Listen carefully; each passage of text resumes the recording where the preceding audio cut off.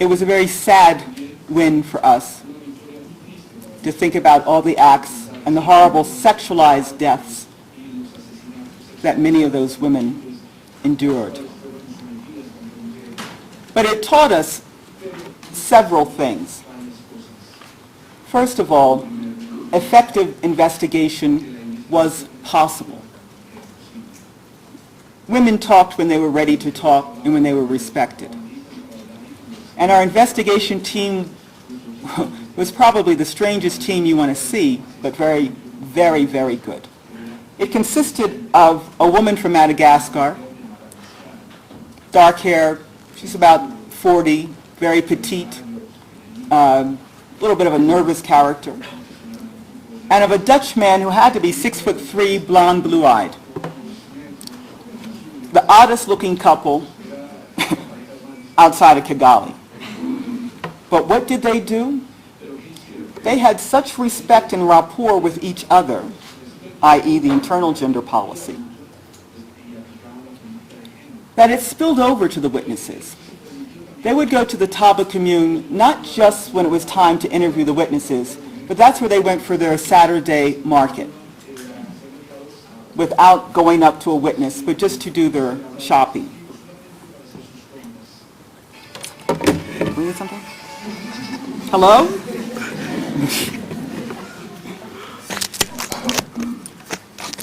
So many of the women in Taba thought that those investigators were married. And they thought that a husband and wife were coming to see them sometime.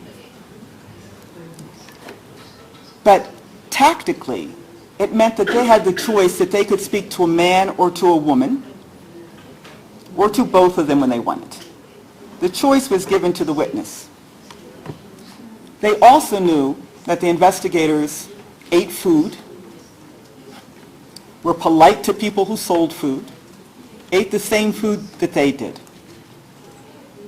It worked miracles. Each of those investigators had their own personal reasons to undertake sexual assault investigations. And they were dedicated and they were good. After the Akiyesu decision, there was a change in the cultural values. Sexual violence was included in genocide and not necessarily excluded.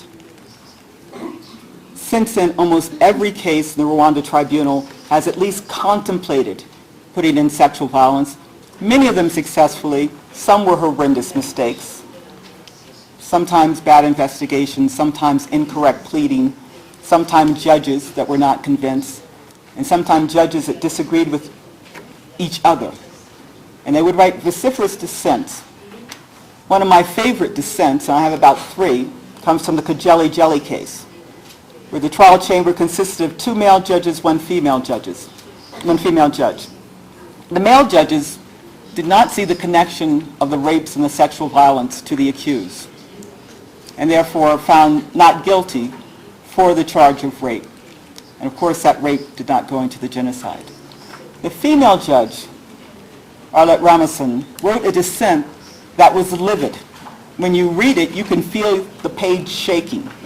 She's almost saying, how could you do this?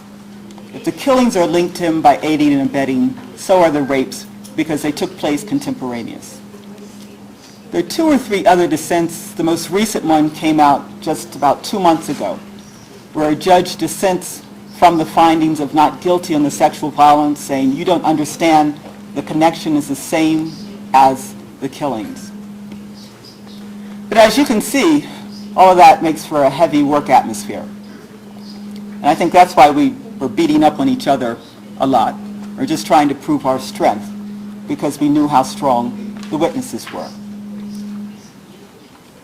Those witnesses in the Akiyesu trial were so strong that Hutu women came to testify on behalf of Tutsi women.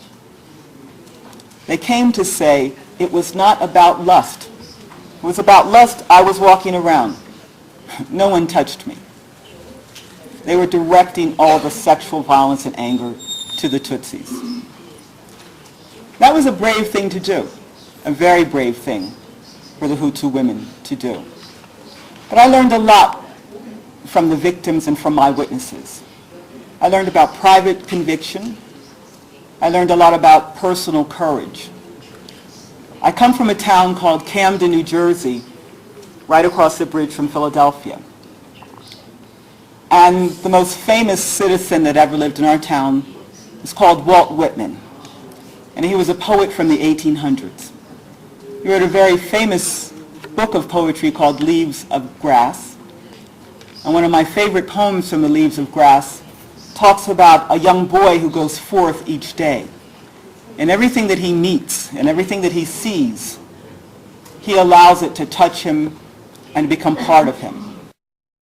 In the mid-1800s, it was a type of simile, analogy, reference to democracy, how you can democratize yourself, how you can become part of the world and let the world touch you.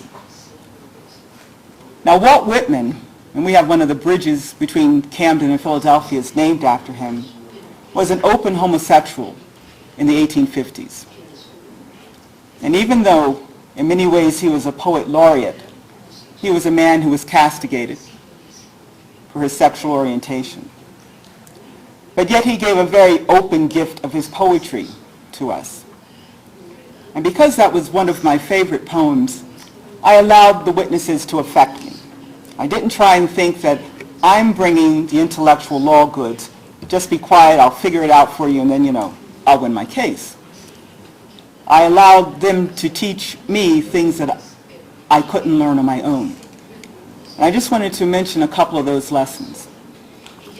Over the years, I had certain witnesses who did things that I thought were just a little peculiar. One I mentioned, the Hutu women who came to testify on behalf of the Tutsi women. I was befuddled. It was so gracious. And there was another woman in a case called Kunaratz that took place in Focha, where there were a series of detention camps and private homes that women went through and eventually ended up enslaved, another extremely landmark case.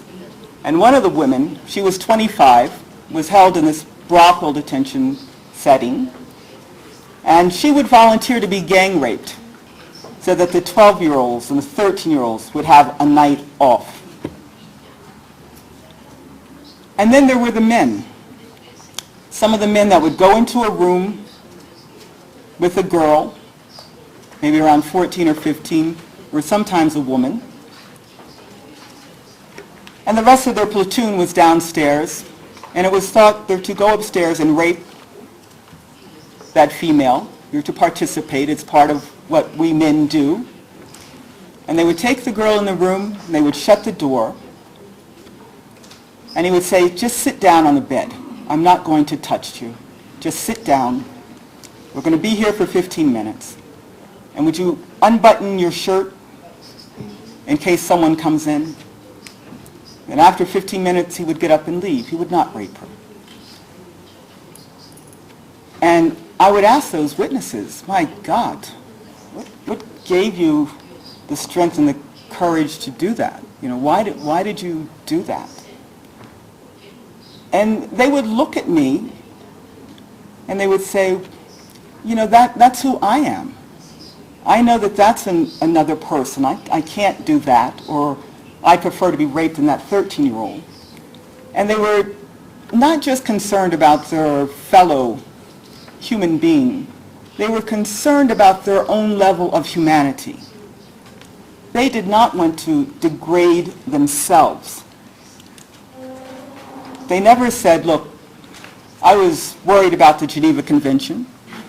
They never said, didn't want to get caught for genocide. No. It was really about personal courage